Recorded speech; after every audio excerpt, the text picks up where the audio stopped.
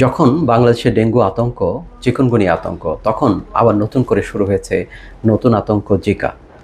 চট্টগ্রামের দুইজন মেডিসিন বিশেষজ্ঞ তাদের ব্যক্তিগত চেম্বার থেকে দুইজন রোগীকে চট্টগ্রামের এপিক হেলথ কেয়ার সেন্টারে তারা পাঠিয়েছিলেন জিকা পরীক্ষা করার জন্য, জিকা সন্দেহে। এবং সেই দুজন, একজন পুরুষ এবং একজন নারী, যাদের বয়স 40-এর বেশি, তাদের মধ্যে জিকা শনাক্ত হয়েছে। এই জিকা শনাক্ত হওয়ার কারণে আমাদের যারা পাবলিক হেলথ নিয়ে আমরা কাজ করি, কীটতত্ত্ব নিয়ে কাজ করি, তাদের মধ্যে নতুন আতঙ্কের জন্ম দিয়েছে। এমনি বাংলাদেশে বিভিন্ন জেলাতে এখন এডিস মশার ঘনত্ব, যে ইন্ডেক্স, যেটিকে ব্রোটো ইন্ডেক্স বলা হয়, সেগুলো 20-এর উপরে আছে।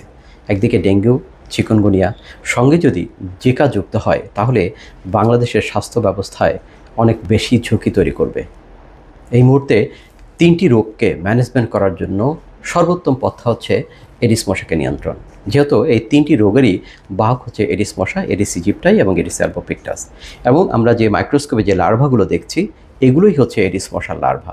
এই লার্ভাগুলো আমাদের বাড়ির আনাচে কানাচে ছোটো বড়ো যে পাত্রগুলো পড়ে থাকে, যে পাত্রতে বৃষ্টির পানি জমা হয়, সেই পাত্রতে প্রজনন করে এবং এখান থেকেই আমাদের বাড়ির আঙিনা থেকে আমাদের ঘরে ঢুকে এই ডেঙ্গি, চিকুনগুনিয়া এবং জিকা এই রোগ ছড়ায়। যদিও জিকার যে সিমটম, সেই সিমটমটি কোনো ক্ষেত্রে খুব বেশি প্রকাশিত হয় না। তবে প্রেগনেন্ট মাদার যারা আছেন, যারা সন্তান সম্ভব বা মা, তাদের জন্য জিকা বেশ ঝুঁকি তৈরি করে। জিকা অন্যান্য মশাবাহিত রোগ, বিশেষ করে ডেঙ্গু এবং চিকুনগুনিয়ার চাইতে কিছুটা ব্যতিক্রম। জিকা শুধুমাত্র মশার মাধ্যমে ছড়ায় এরকম নয়।